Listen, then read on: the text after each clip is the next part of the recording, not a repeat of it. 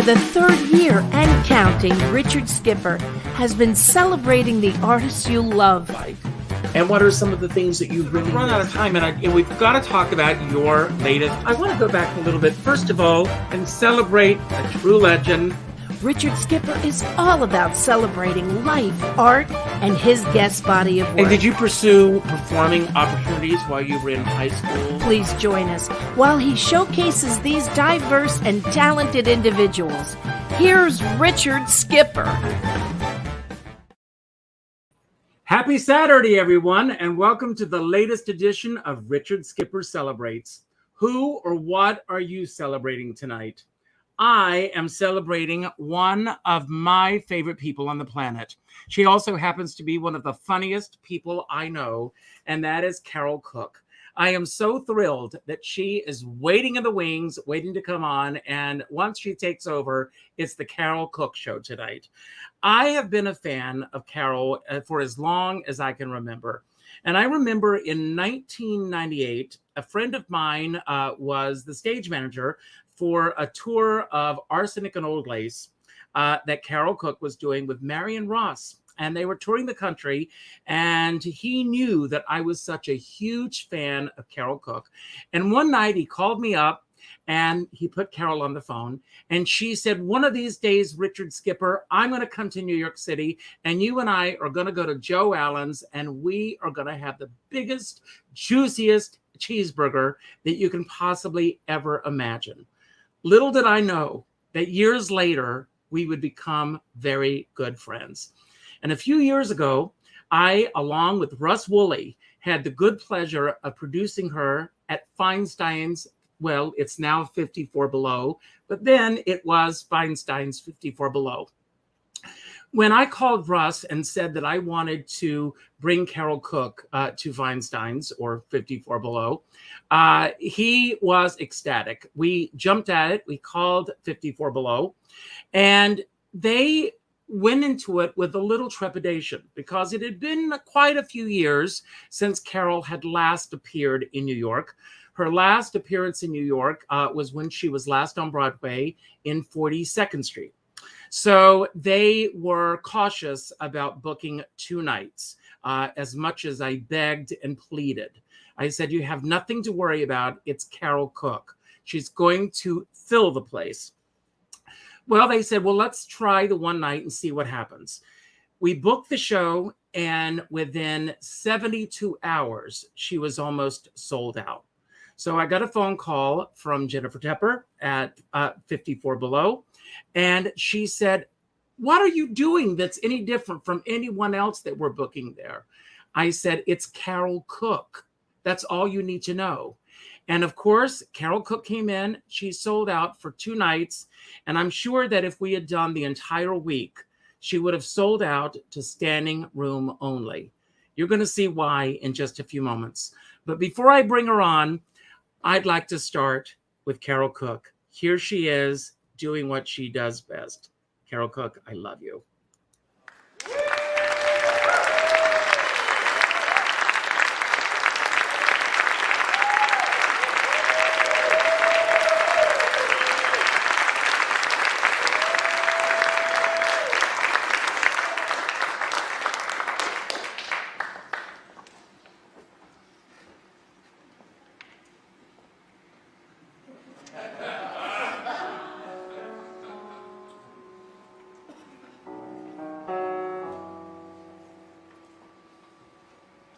Good times and bum times, I've seen them all, and my dear, I'm still here.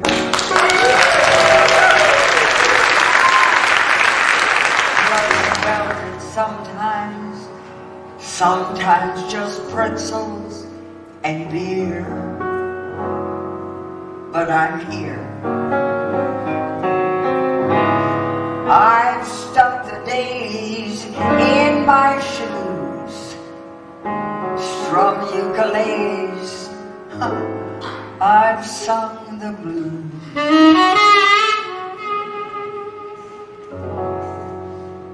Seen all my dreams disappear. But I'm here.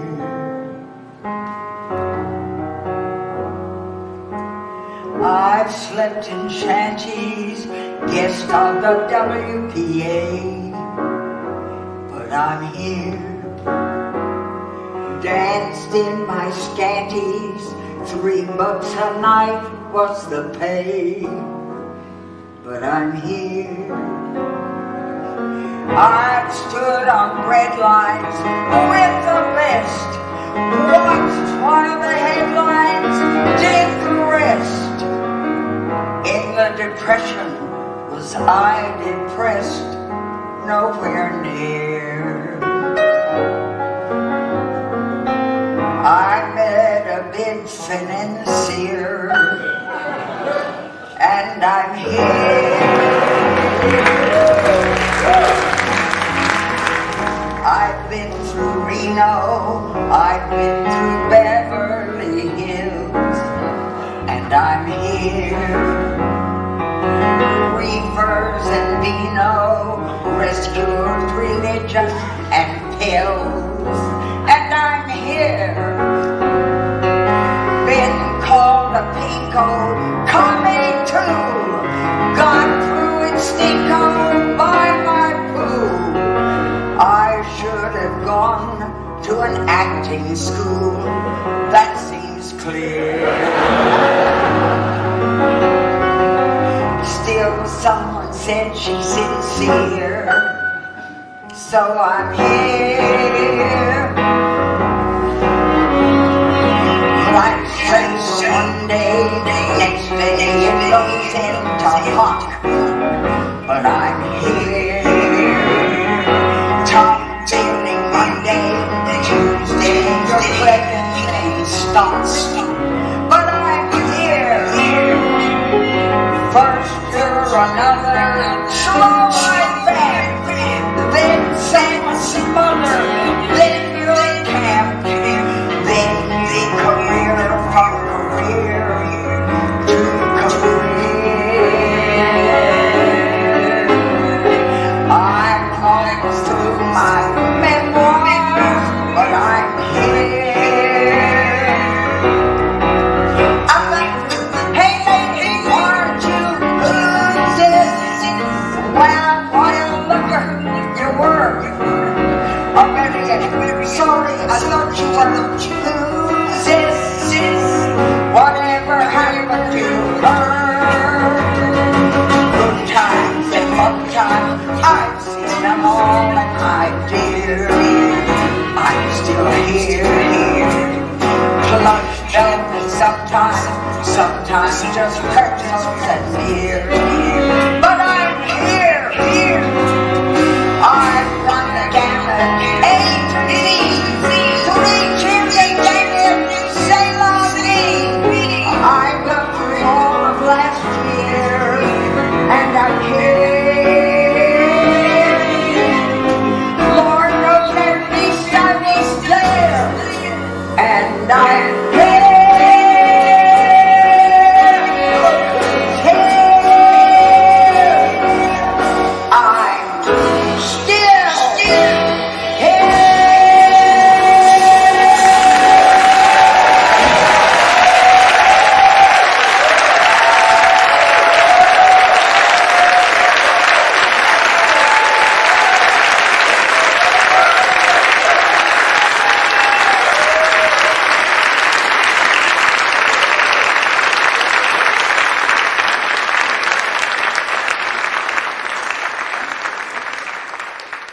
I would like to have a recording of the applause. And she is here. I am so thrilled. Carole, you are here tonight.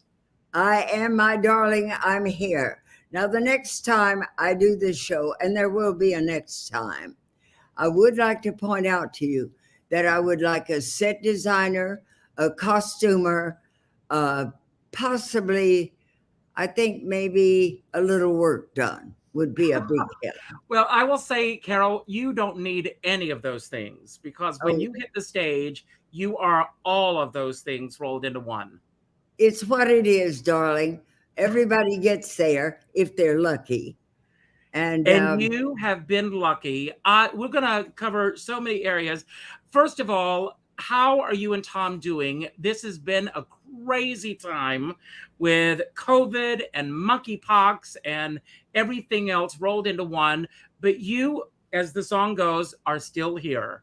How are you managing? And you just recently, you've got this beautiful new apartment that you just moved into.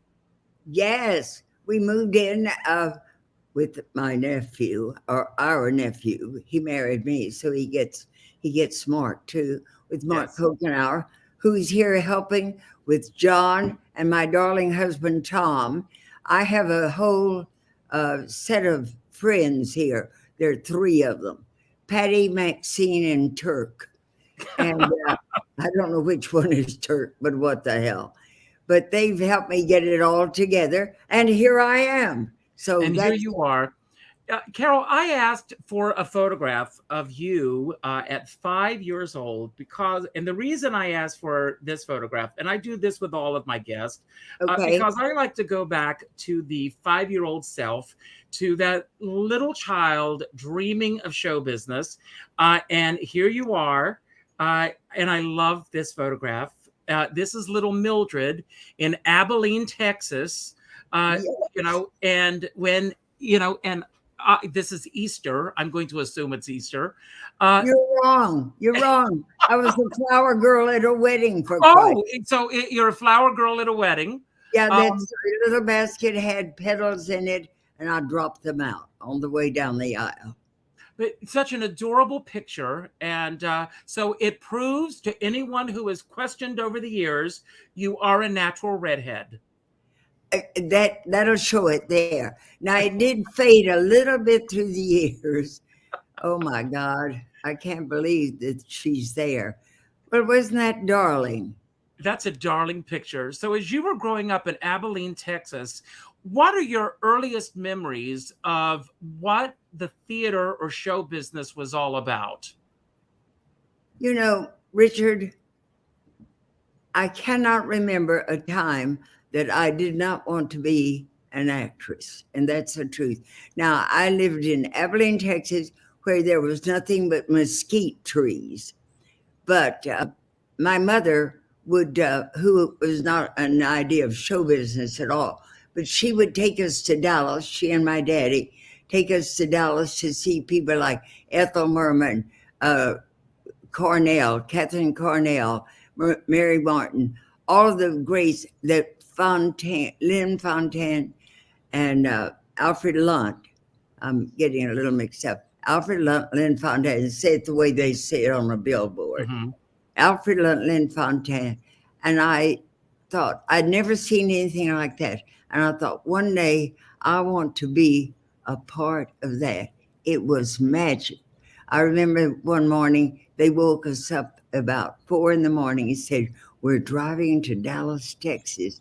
Now that was 200 miles away. So it was a big occasion. They said, "We're going to the Barnum and Bailey Circus." Well, I'd never seen anything like that in my life. Plumes, sequins, eyelashes. And I thought, that's for me. That's for me. Now, sometimes I got those parts and sometimes I didn't get so many sequins. But that was the beginning. And it was a fairy tale beginning. My imagination, I read all the time, Victor Hugo and Charles Dickens. It was a whole world that I had never seen. And it was fabulous, fabulous.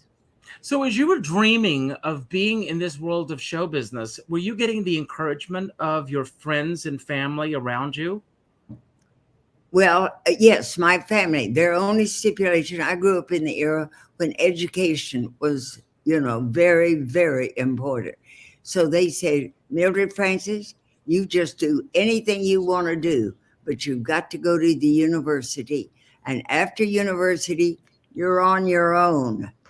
And I took them at their word, and that's what I did. I finished the university and then went to New York.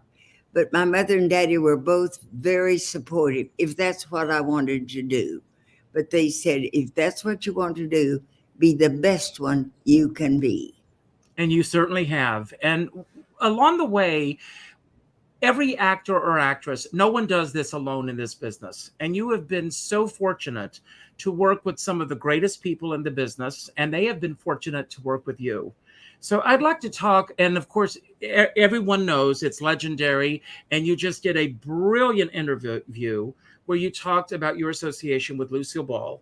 She was a great mentor. She was a great mentor to you. They can go and look at that interview because we don't need to go into all the things that you've talked about before.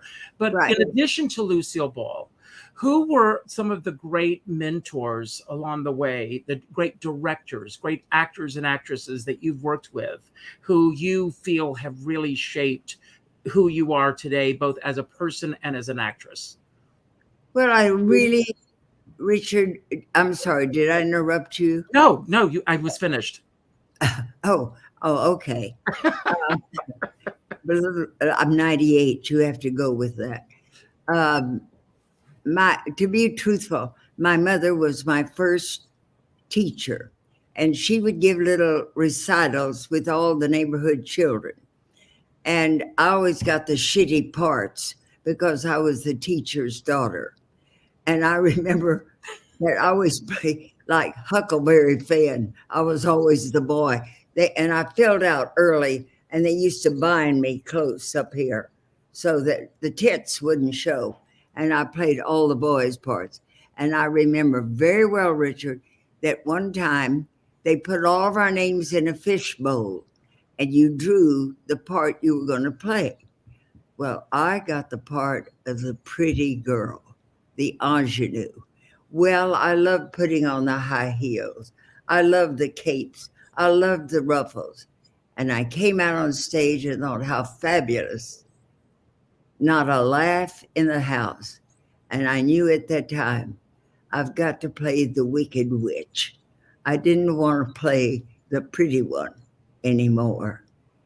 Somebody else had the lines that got the laughs. And I remember that. And I remember my aunt said, well, you know, Mildred Francis, I've heard that you have to sleep around when you go to New York to get anywhere. Well, I took her word for that. And I slept around. I was the most rested girl in New York. I really slept. I thought that meant that. So I did that. You see where he got me. Anyway, after that, it was Paul Baker, who was a big influence in my life. He was the drama coach at Baylor University. I graduated from Baylor. And then he went on to do the Frank Lloyd Wright Theater in Dallas. And I did a great many shows, you know, Private Lives. I did, you know, tons of shows for him. And that was wonderful. Then I went to New York. And that's where I got to meet all the fabulous, I guess we can't ignore the fact, the two greatest show business people that I knew were Lucille Ball and Ethel Merman. I mean, you don't get better than that. No, that's absolutely true. And they were both, and you know what it was, Richard? I wanted to know them because not because of their fame and all, it was who they were. It was that, you know, talent is seductive. And I don't mean, I'm not speaking in the sexual sense. I mean, it's seductive. Don't you want to know people that are talented? Isn't it fun to finally meet an Ethel Merman or Lucille Ball? Isn't it marvelous? Carole, that is why I wanted to meet you. Oh, well, we've done that, kid. I mean, you brought me to New York, and I will never that is that's one of the most funs I ever had in my life, was working for you and being Russ Wooley, who he is up at his cabin and he has bad reception tonight, but he is watching, and he said to tell you that moment, we all love this business so much. When you get this feeling in your heart of doing something great, and the fact that we brought you back to New York is one thing that Russ and I, for the rest of our lives, we will be proud of that moment. So Russ, we are so proud that we did that. Thank you. But it was, Tom, of course, was with me, and that was a big factor. We're there. By the way, I wanted to say a while ago, you said almost sold out. We were sold out. You were no. What I said was that you were completely sold out. What I was meant to say, if it came out wrong, was that we could have sold out for a week if we had gone on. Maybe a year, Richard. A year. That's the problem right there. Think big, darling. We were turning people away. It was amazing. I want to talk about one thing, and then I've got a couple of surprises for you. A lot of people don't, some people know this, some people may not. You were the second actress to play Dolly Levi in Hello Dolly. You took it to Australia, New Zealand, and around the world, essentially. Can you tell us about getting that phone call? And this really changed your life because you took it down under, as they say. Watch your mouth, mister. Well, Down under. Okay. Mike Stewart, who wrote the book, Hello Dolly, I had worked for him before. And he called one day and said, Carole, they want to see you for a replacement, to go to Australia to do Hello Dolly. And I thought it was a joke. Nevertheless, I got myself ready, went, and I auditioned that afternoon and then saw the show that night. And I'd done the matchmaker, which Thornton Wilder's matchmaker, which Dolly was taken from. And so I thought, I know that lady. I know her. And I went to see Carol Channing that night. She was fabulous. Fabulous. It was breathtaking, her performance. And I thought, oh my God, you always then ask yourself, could I have done that? Could I have done that? So I saw her and I thought, they'll get a big star to do it and whatever. So I went back home and I was playing a part on the Lucy show. And they said, Carol, they said, Mildred, you're wanted on the telephone. Well, by that time, my name was Carol. Lucy had changed my name from Mildred to Carol. And they said, Carol, you're wanted on the phone. I'm not kidding. I walked behind the grandstand. There was a telephone there for the workmen to use. I picked up the telephone and two voices said, well, hello, Dolly. Well, hello, Dolly. It's so nice to be back home where I belong. And I went, oh my, tears started streaming down. It was Gower Champion and Michael Stewart. And they called me, and that's how I was told that I got Dolly. That's amazing. And played it for a year and a half, more than that. And I went to Australia and to New Zealand. And it was certainly professionally one of the greatest times I ever had. That's amazing. It's a wonderful, you know what, Richard, I've been very lucky. I have played, well, a lot of women that were wonderful, a lot of women that weren't wonderful. But two of the most fabulous parts that I've had the honor to play were women, Dolly and Mame. And you know why it's fun to play them? Everybody wishes they had a Mame or a Dolly in their lives. Everybody wants an aunt to be Auntie Mame or Hello or Dolly. And it's wonderful to play parts that audiences go for. They just go out and go, oh, I just love her. So, they were, and I think I played Auntie Mame and Mame. And they're both absolutely fabulous to play. Wonderful. When you came to New York, I mean, obviously you have had a long relationship with David Galligan, who was your director when we brought you to 54 Below.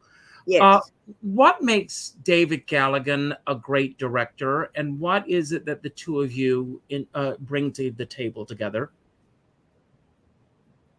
Working with David is not competitive. He wants the best for you, and he wants the best for him. He wants you to look good. Then if you look good, he looks good. And he will go to the mat with you about certain things. But if you hold tight, he'll say, well, show me. If it doesn't work, it will go out and we take it out. But I think that's it. It's kind of like a marriage. It's a compromise is a good word. It's not a bad word. That's how we last a long time in careers, in marriages, friendships, anything. It's compromise. You don't have to win all the time. You just have to be good. And if you can, there are a lot of talented people in this world, a lot of talented people. And what we're trying to do is to become artists, great artists. You want to be, Olivier once said, if you're doing a comedy and you can think of 10 funny things to do in a scene, only do 5 of them and be very careful about the 5 you choose. And if you're a genius, you will only do 3 of them. You will not have to work as hard, and you will get the same reaction from the audience. That's amazing. And I thought when I did Dolly, I noticed in a long run like that, 1.5 years, 2 years, you know what? When you're doing a long run like that, you begin to space yourself. And instead of in a long run, it's better if you don't add and do more and more and more. You find that you actually do less. By that, I don't mean you're cheating the audience. I mean, your selections are better, more pointed, you're smarter, and you're a better talent. You're becoming an artist. And selection and timing. Selection and timing. Great advice. When was the last time that you saw David Galligan? When did I last see David? Can somebody help me on that? Well, I've got 3 people here who've suddenly gone deaf and blind. 2018. I can't think. It's about a year ago. Before the pandemic. Oh, no. I have not seen him since the pandemic. Hi, David. Hi, David. Is David there? David is here. David, you're muted, so make sure you unmute yourself. I haven't finished talking about you. I've got a lot more to say. David, make sure you unmute yourself. You're muted, David. David, I've always wanted to. You're muted, David. I don't know whether you can do anything. No, he has to do that himself. He's muted. Well, I'm kind of enjoying this. David, no, you're muted, David. So hopefully he's going to unmute himself, because you asked David to do something technical. Good luck. No, but he got here. You know, we did a test this afternoon. So, David, you may want to leave and come back. That may help you. Mike. Oh, there he is. Am I now, there? You're there. Yeah, I've got a couple of stories about her, too. So make sure you speak closer to the mic so we can hear you. We have to hear you. I'm getting close. Okay. But, oh, we lost him. Oh, now. No, William Graff says that he does David do mime. So, but while we're waiting for him to come back, I want, you did have a major success on Broadway in 42nd Street, which I saw you in. Right. And you also worked, with an amazing cast. Who were some of the other people in the cast that you just had this great relationship with? I know that you worked with Leroy Reams, Oh, that was my great relationship. but He's I my understand buddy. that Leroy got. Was it you or Leroy who got the part because you both could wear the same shoes? Both. That's how we both got the part. That save on shoes. I'm not kidding you. When, oh my God, oh my God, Leroy and I, they would do my shoes and they would dye them and they would be too tight. So Leroy would put on his Speedo and I cannot say this with you sitting there. But Yes, you can. but he would put on Speedo, which is not that attractive. No. And I've seen him at his best and worst. There's not a lot of difference. But I swear, he would put on my shoes and sing us, I believe, an aria from Samson and Delilah. And go, Samson, and walk around. And he's in the spiky. I'm in these seemingly butch shoes, his shoes. And unfortunately, embarrassing, it fit me and mine fit him. And now where'd he go? No, he's here. Oh, there you are. Well, We I'm brought not. David back on camera, so hopefully, David, you need to unmute yourself, David. Well, Carole, you look absolutely fabulous. Doesn't she look incredible? You look fabulous. you've got to be, well, what can I tell you? And honey, who did you have to fuck to get all that furniture and everything? Everybody. And I just loved it. It's a beautiful setting, and I'm going to David, you're muted. I'm going to see you in November. This is our home. Yeah, but I'm going to see you in November, the middle of November. Leroy, I want to jump on that bandwagon. I want to come out with you to see Carole and Tom. Yeah. I'm going to come out about the middle of November. I thought you were on a cruise. Honey, I just got off it. I wore my green shirt for you. The store. Oh. And darling, if you want me to do my Irish accent for you now, I've got it very good. I never liked you. I've always loved your work. But frankly, you suck. Very well, darling. Look how it got me. So, David, you're muted again. We got to get now, David. You have a story that you wanted to tell. Good. Can you hear me now? Can you hear me now? Yes. Don't leave. What? Okay, so Carole is doing an early morning interview, which is something she doesn't get up early, for one of the stage events that we did together. And I can't remember the name of the host, but she's yakety-yakking away, and he at that time, I think she and Tom had been married 50 years. And he said, oh, 50 years, Carole, that's so wonderful. What do you owe the longevity of your marriage to? And Carole didn't miss a beat. She said, because Tom is one of the better fucks in the business.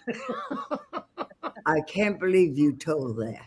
And the poor people on the 405, they still have skid marks on that poor freeway because with the cable, you can't.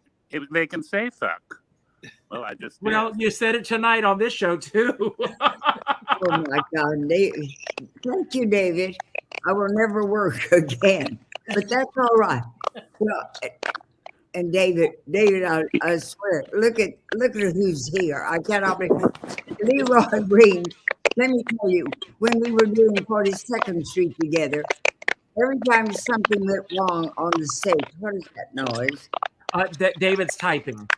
I'm not doing anything. Oh, David, you're not typing? Is someone typing? David, it's something you ate. I know that. Something I didn't eat. Okay. Let's pick the level of the show. Now, Leroy Reams, my best buddy in the whole world.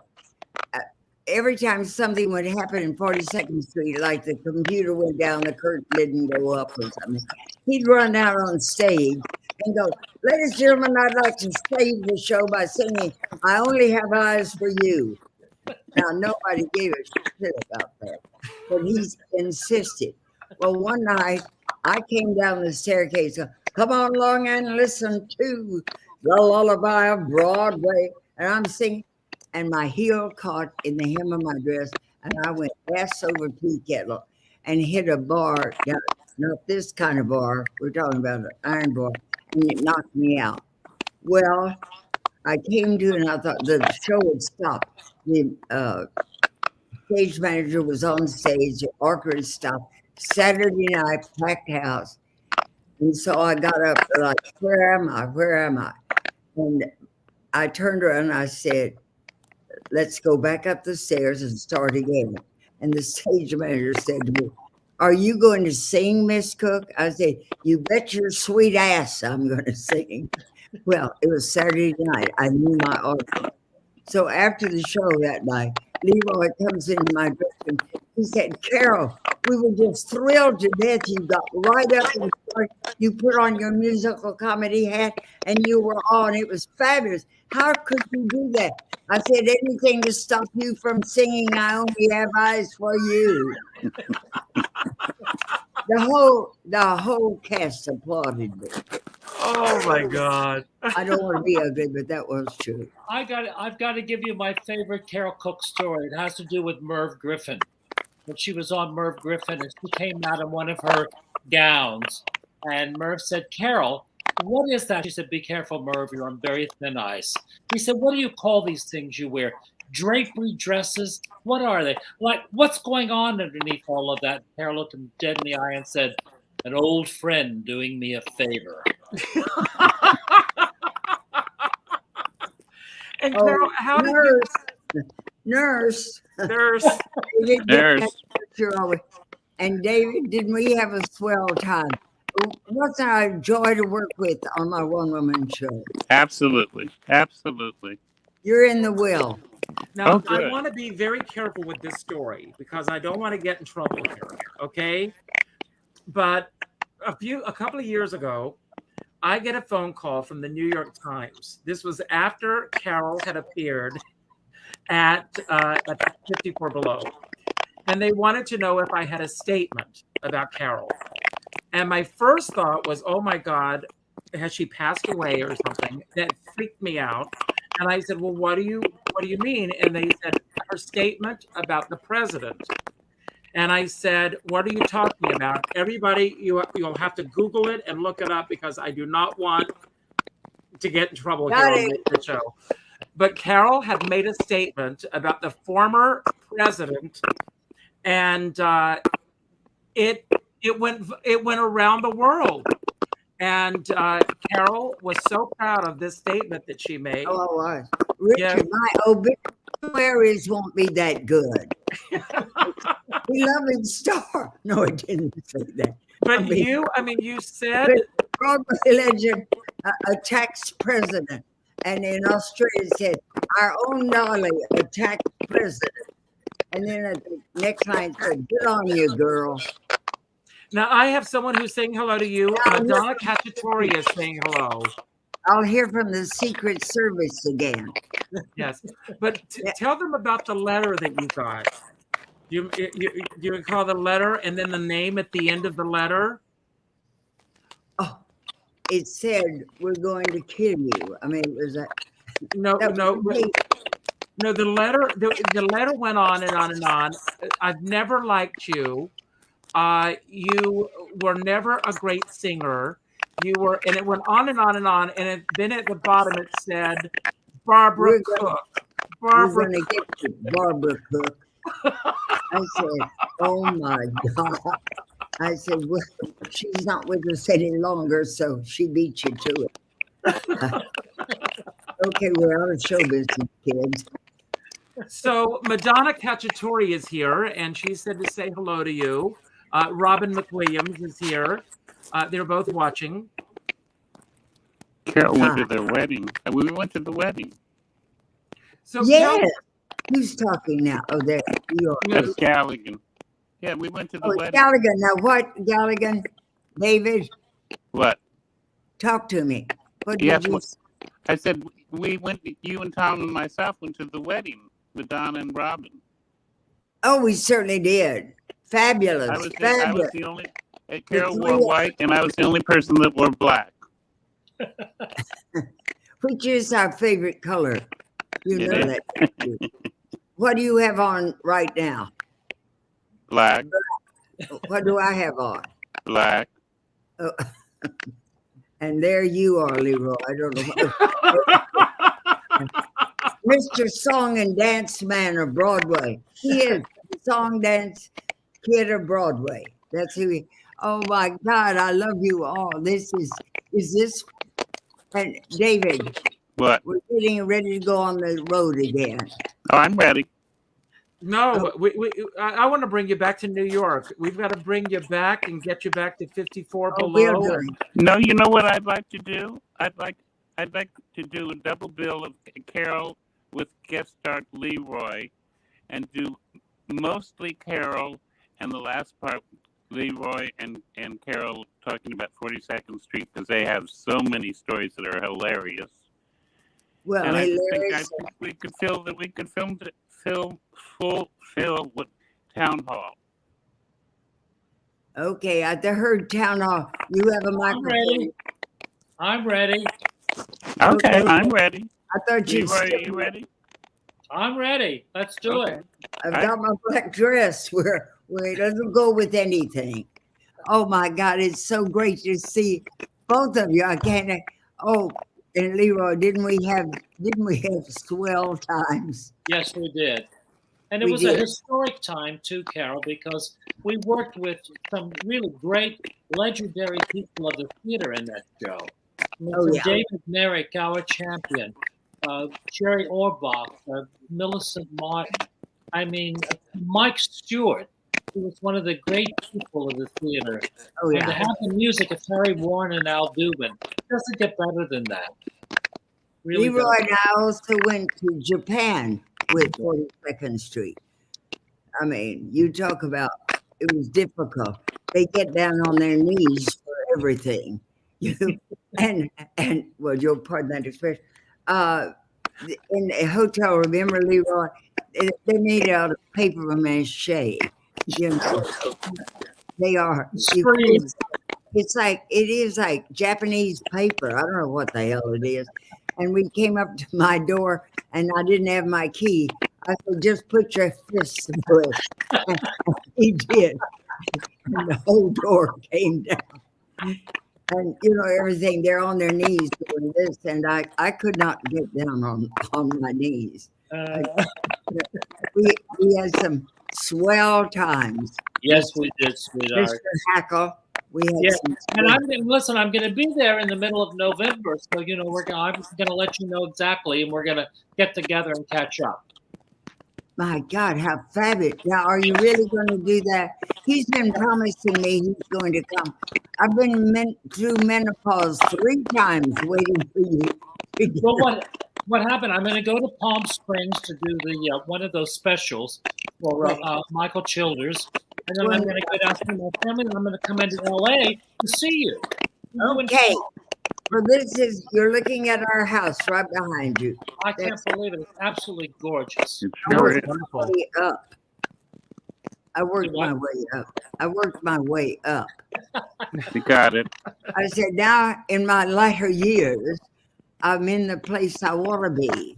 And I can't wait to see Mark, your nephew. God knows you will see him, Yes. my dear. He is, I absolutely love him. Thank him for everything, making this happen tonight.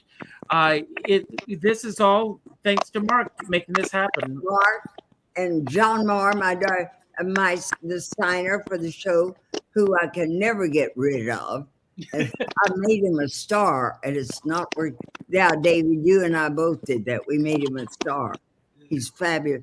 And then there's my darling husband, whom I've been married to 58 years. And I didn't marry till I was 40. So do the math. It would shock you. And Richard, I got this wraps up who Tom Cooper. First place, he's the greatest actor I know. And I thought that before I knew him. So anyway, Anyway, I would say it naturally because I love him at that. Well, But they this is Tom. He came in laughing one day to me. He said, the funniest thing happened to me. And I said, what is it? He said, well, I was waiting to make a right turn with the car. And is that noise just everywhere? no, that's I think it's David's phone. Okay. Did it really? Yes. It It stopped. stopped. Yes. No, stop. No, it started again. That's all right. I just wanted to. Are you stroking your pearls? I am. In honor of you. Anyway, Thank you, Lena Lamont. I wanted to. He was sitting in the car. He said, you're not going to believe what happened to me. I said, trust me. He said, I was sitting in the car waiting to make a right turn. And he said, one passed in front of me and went past me. And she said, you son of a bitch, you're over the line. Men can't drive. I don't know what the hell you're doing on the road. You better go back to driving school. You're an idiot. And passed him and went to the corner. Tom got furious, and he's a very gentle man. He turned around, followed her, pulled up next to her, and pulled down his window. She had her window down, and he said, why are you so mean? Why everybody's so mean now? What's wrong with you? But nobody smiles. Nobody's fine. She looked at him a long time, and she said, you're an old actor who can't get a job. And he was laughing. I said, what the hell are you laughing for? He said, well, don't you get it? You recognized me. Now that is Tom Truth. Oh my God. We went to Italy, and he thought he could join in if he put O on the end of every word. And he saw a man with a great jacket on, and he went up to him, and he also knew that they would understand if he spoke very loud. And he said, where you get jacketto? And the man turned around and said, I bought it in San Francisco. That's the whole. Well, David and Leroy, I'm going to take you off so that Okay. I can wrap up Just the. before you go, I just one quickie thing. Everyone has to know Carole was actually a Greek drama major in college. And she and Tom were so fabulous in The Lion in Winter. There's a whole other side to Carole that you've never seen. Thank Yes. you. Besides It's a this. Greek I love drama. you to death. Which I I would direct, love- which I direct. You can hang out in the wings, and I'll bring you back on at the end of the show. Okay. Okay. So don't go anywhere. So I'm just going to remove you for a few minutes so that I can focus on you, Carole, for a few minutes. I've got some just questions that I want to ask you as we wrap up. When looking back over your career and with everything that you've done, and of course, Dolly and the Lucy Show and 42nd Street, are there certain things that perhaps that are not on the radar that a lot of people think of that you would really like to go back and revisit? Certain days that stand out in your life and career? Well, of course, the obvious one, and it is because it is the one that is my wedding day. Now, And- since you bring that up, do you want to tell everyone about your wedding day? Because you had a very special wedding, not only because you had not only marrying Tom, but tell everyone about your wedding party. Oh, the wedding party. No, I'll talk about, I decided, you're right, Richard. I decided that for my wedding, I should try to look virginal, which in the theater we call a stretch. And so I wore no makeup. And Lucille Ball was my matron of honor. A big mistake, folks. I come down the aisle all fixed up. She comes down the aisle and people say, oh, I forgot to look at Carole. Lucille Ball was the matron of honor. So that was a total loss. But I remember I came up the stairs and I had on no makeup. And my idea was I looked like Grace Kelly. And she looked at me and she said, you look like the ghost of Christmas past put on some lipstick. So I did. And I remember the minister when I said, I had to say that Lucille Ball was going to be the friggin' matron of honor, because I thought he'll be in the middle of the sermon and go, dearly beloved, we're Lucille Ball. Would you sign my Bible for the wife and the kids? So you had to say it. So the party. And your best man was also Robert Osborne. Oh gosh, Bob Osborne. Well, I'm telling you, folks, we had no money at all. I mean, no money. So all my friends gathered around, and most of them were designers. They stripped that church bare. They put up so much netting and cupids, it looked like an old Ziegfeld Follies number. I had 10 groomsmen, and Lucy and I were the only two women. Now, isn't that Ziegfeld Follies? And Bob Osborne, Robert Osborne of Turner Classic Movies, the late Bob Osborne, was our best man. A brilliant man, lovely man, and the sweetest man in the world. And we will miss him. We will miss. And a while ago, we were talking about the Greek drama. I want to tell you why I got out of Greek drama. My first role for my master's degree in Greek drama was Medea. Her opening line, she had just killed 2 children, her children, to get even with her husband, which was not a bad idea. Never mind. But the first words on your mouth when you come out, you grab your breast and you scream, death! I thought, I've got to go into tits and glitter show. This is not. So that was the end. That was the end of that. No, and thank God you made the right choice. You made the right choice. You've never seen me do Medea, my darling. It might shock you. Lana Turner and I thought the same thing after we saw Judith Anderson in Medea. She was heard as she came out of the show. She'd just seen the great Judith Anderson in Medea. And she said, Lana Turner, folks, said, well, I thought Miss Anderson was fabulous, but I would have played the part differently. You can bet your sweet ass she would have. Okay. Now, you've had the pleasure of doing club work, you've done theater, you've done television, and you've excelled in all of those mediums. Is there one particular medium that you enjoy doing the most? Stage. That's my first love. Mm-hmm. And I think movies and television are fabulous. In fact, there is one thing about the movies making movies that I do adore, that you cannot do on stage. And that is moments that are quiet and soft with the power of the close-up.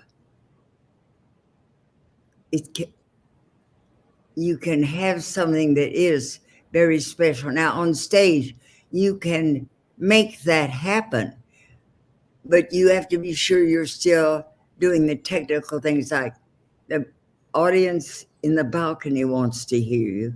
That's where your good people really are.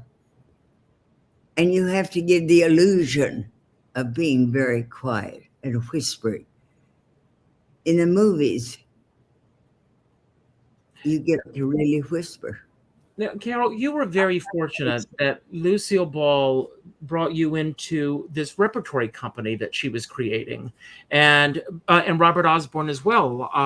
That's how you both met. And do you feel that actors, going into television, film today are missing out, not having those kind of opportunities that you were given early on in your career? Oh, sure. Summer stock when I was growing up. I sound like my grandmother now. When I was growing up. But you don't have, there's nowhere to be bad anymore. Somebody is going to see you, in Pocatello, Idaho. Oh, no offense to Lance. We'll tell him I said his partner's named Lance and lives in Pocatello, Idaho. In Pocatello, Idaho. Don't you love me veering off? What was the question? No, about the fact that you had this repertory company, and if actors are missing out today. Yes, that's it. Yes. You know what was wonderful about that, Richard? We had summer stock. You were playing one show at night and rehearsing all afternoon for another show, and you churned them out, and it was fabulous. There's nowhere to do that, nowhere to be bad, because somebody will catch your act. Because the power of the little telephone, which, how many Broadway shows, I probably shouldn't talk about Broadway shows have you seen with people with the little telephone? You see, I mean, there's nowhere to be bad. That should be the title of my book, Nowhere to Be Bad. That's a good title. I think I love that title. I think you should go with it. There's a great book. Marlo Thomas has this great book called The Right Words at the Right Time. And these are essays by a lot of people who have written about the right words in their lives at the right time. And I want to ask you, whether it be in your career or in your personal life, about the right words at the right time, that someone somewhere said to you that you needed to hear at any particular moment in your life. Well, I think as kids, we all have our cross to bear. You're either too fat, too thin, too this, too that. And because theater people are kind of looked on as, they love us, but they think we're peculiar. And I think, well, I don't want to go into every kid has their something that they wish people wouldn't talk about. I think, I will tell this. My grandmother, who was a woman, looking back now, she had a lot of problems that I should have been kinder, but I was a kid. What did I know? And she always, I had two sisters that were very beautiful, Lowerly and Regina, and they are gorgeous, and she would introduce us, and she always said, my mother's name was Maudine, and she'd say, now this is Maudine's black-haired beauty, and out would come Lowerly, boom diddy, and then she'd say, and this is Maudine's black-eyed beauty, and she had big brown eyes, and Regina would come out, boom diddy boom, and then she introduced me one day, and she said, and this is Mildred Francis. This is Maudine's fleshy daughter, meaning that I was fat, fleshy daughter. And my mother took me aside, and I remember this. She said, let them say what they will. You are unique. And I thought that was terrific. I don't know why. Okay, thank you. That was stupid of me to do this. No, you've got me crying now. So no. But it was, she said, now Richard, I'm all right. I didn't even know what unique meant. I'm not sure she did, but it was that she wanted me to feel special, and she didn't want to say, well, they're pretty or whatever. And I loved my sisters. I was never jealous of them. I should have run them through with a knife, but, but I got even. Well, but anyway, you know what? It was okay. And that's she used that word. And there were a lot of times like that. Certainly, Thomas saved me a lot, and my family. It's all, you know, we met wonderfully, like, and Ann Miller. We didn't get to talk about Ann Miller. Oh, darling, do I have stories about her. Well, you got to come back. We got to come back and do, for an evening. But I want to ask you one last question. And that question is, well, there is a great story that I do want you to tell this story. You and Ann Miller and Ethel Merman in the back seat of a taxi in Greenwich Village do you know which story I'm referring to? Yes, I do. Ann Miller, Tom, myself, and another friend went to Brooklyn or somewhere to see Ethel Merman in a concert. And so as we're coming back, we're in the car. It wasn't a taxi, Richard. It was a hired car. Okay. Well, don't you know, I wanted to be the Queen of England. I wanted to be a queen. A lot of my friends have made it. I know. So anyway, we're coming back and we're driving through Greenwich Village. And I saw a wooden house. And I thought, my God. And I said aloud, there's a wooden house. I said, that thing must be revolutionary. It's got to be 200 years old. I've never seen anything like that.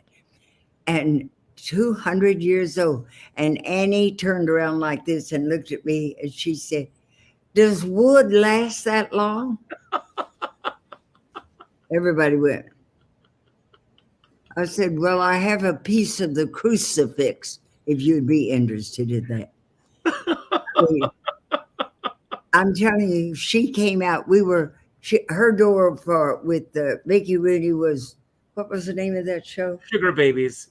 Sugar Babies. Yes. You've got to forgive me. I'm 98 years old. So, you're doing great.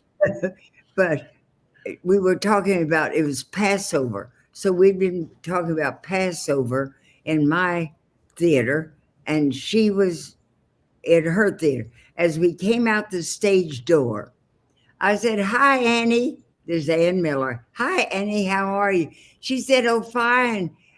Carol, what are you doing? I said, well, I'm getting ready for Passover. I said, are you doing anything for Passover? She said, oh, kiddo, I don't play those word games. Talking about password. I mean, oh, my God. She was something else. Ethel Merman was really a good friend. And the last time I saw her, we went to the park and there was a little band playing across the river and we sang, I can't remember what we sang. Life is just a bowl of cherries. And it was difficult for her at that time. And with her speech, we sat there and they played. They had no idea Ethel Merman was there. And she was in her wheelchair. And we sang together, life is just a bowl of cherries. She introduced that song in 1931. Funny story about Ethel. She was doing Annie Get Your Gun, and they have a shoot off with her bow in the thing, Frank Butler, and a clay pigeon goes across. Frank Butler, it was a contest between the two of them. Frank Butler raised his rifle up, aim, fire, bang, and a pigeon fell. So she got up and she went, aim, fire, bang, pigeon fell. Aim, fire, bang, a pigeon fell. Aim, fire, and a pigeon fell. There was no bang. She looked at the pigeon. She looked at the audience. She said, oh, what do you know? A heart attack. And that is the way to end a show, everyone. No one ends a show or begins a show like Carole Cook. Carole, I love you. I love you, Richard. I love you. Don't go anywhere. Don't go anywhere for a moment. I want to say something. When are you and Dan coming to California? I want to come with Leroy if Leroy will let us. I want to come out there to see a show, and we'll come see him with you. Promise me you will. I'm 98. Move it.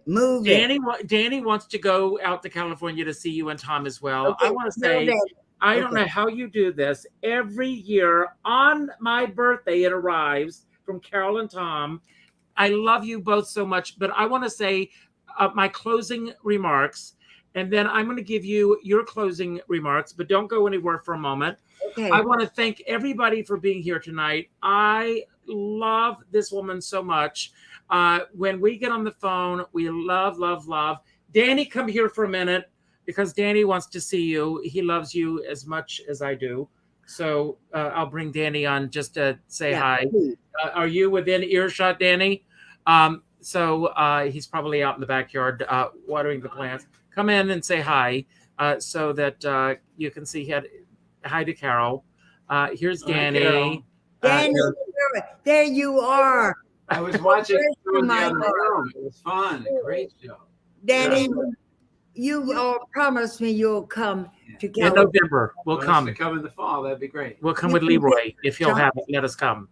We'll do it. We'll come. We'll come to see Leroy in Palm Springs, and we'll all do a big dinner. And Danny, I have a tree over here for you.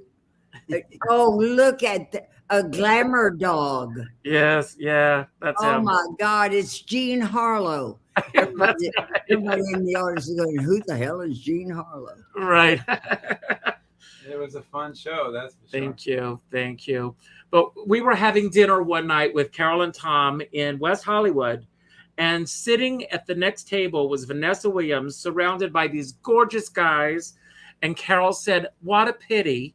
She needs to surround herself with beautiful guys to look pretty herself. And Carole sent a glass of wine over to her. Do you remember? Not if I'm smart. Yes. So anyway, I wanted to say thank you all for being here tonight. I always end every show by telling everyone to go out and do something nice for somebody else without expecting anything in return. Go to your Facebook friends list and reach out to the 9th name that pops up and reach out with a phone call. Not an email message, not a text message, not a private inbox message, but a phone call, and let that person know how much they mean to you and that you love them. I also want to dedicate this show tonight to Rose Apuzzo. Rose, I love you. I love all that you do for me. And I'm dedicating this show to you tonight. You know why. And I send positive thoughts to you. Carole, I'm going to leave the screen and I'm going to give you the final word. Don't worry about how to end the show. As soon as you say goodbye, the final credits will roll. But don't leave because Leroy and David are still in the wings, and we'll visit a little bit more after the show is over. Okay. So, Carole, I'm going to turn it over to you, and you can say whatever you want to say to everyone who's watching. It's all yours. I love you. I love you, Richard. First, I want to say just a few words about Richard. Not only is he a great showman, but he's such a kind person. I love his show because he does celebrate all people. And I mean that. He's a good guy. And Richard, you're good at what you do. You're better than that.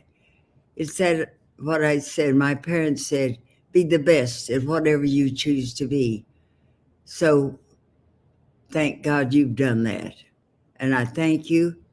And all of us who have participated, thank you. You're very special. And I thank you for that. And I guess I should go off with a laugh, but we've laughed enough.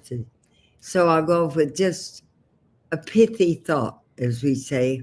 It's what I do believe. I believe that everybody in this world is different. There is only one Richard Skipper. There's only one, Ann Jackson. There's only one. You're like nobody else. There's not another you in the world. And all you have to do is the best you can be. There's always somebody richer, poorer, thinner, fatter, funnier, not funny, tragic. It's not a competition. Be the best you can be, or as my mother said, you're unique. You're the only person in the world like you. So take care of you. Just be the best you can be. And you know what? That's enough. Au revoir.